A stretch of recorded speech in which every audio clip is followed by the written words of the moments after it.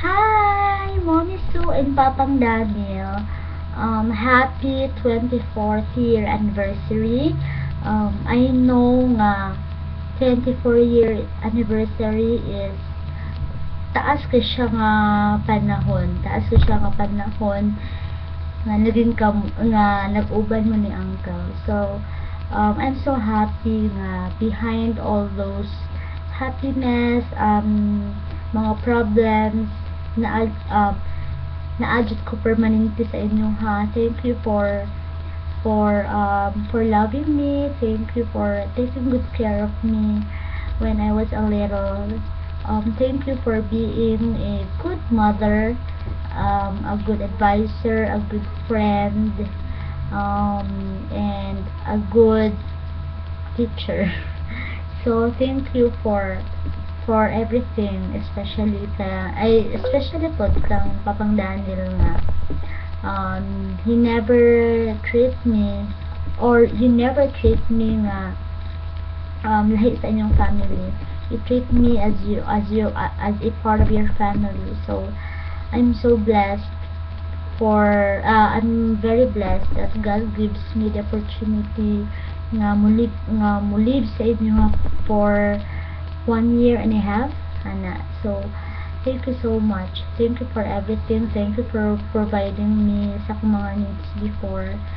And then ako yung dili jud nalimtan sa inyo ha ni Uncle is si Uncle Daniel ang spoiled pero in a nice way, ana.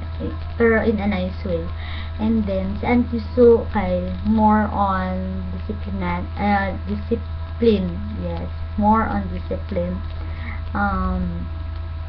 Sa una pod dili kung ako pangayoon ninyo sa una, kung ako pangayoon sa inyo ha ni Uncle Daniel na isa ka things mo ingon din sa tiso nga okay kanang kailangan dagko ka og grade sa exam or di kaya sa test.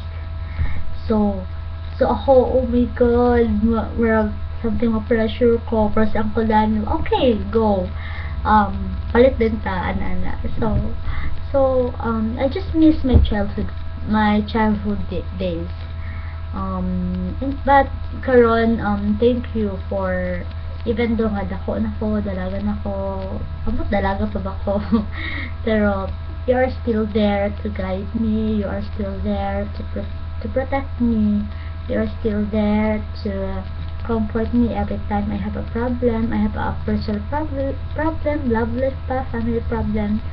Thank you, you still include me in your prayers. And I do really hope na maabot ko unsa mo ni Uncle sa golden anniversary. I love you so much.